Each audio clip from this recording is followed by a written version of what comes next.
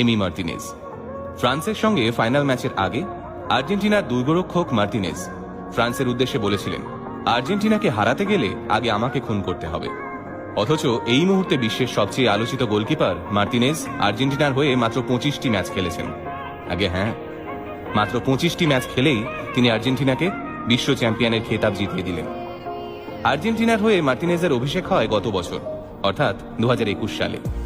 Arsenal ক্লাবে জায়গা পেতে এই মার্টিনেজকে 10 বছর অপেক্ষা করতে হয়েছিল। ঠিকই শুনেছেন, 10 বছর আর্সেনালের বেঞ্চে চুপচাপ বসে থাকতেন এমি। অথচ মাত্র 17 বছর বয়সেই আর্সেনালের ইউথ টিমে জায়গা পেয়েছিলেন এমি। আর্জেন্টিনা ছেড়ে ইংল্যান্ডে পাড়ি দেওয়ার সময় কান্নায় ভেঙে পড়েছিলেন এমির মা আর ভাই। বারবার বলছিলেন, আমাদের ছেড়ে এত দূর যাস না।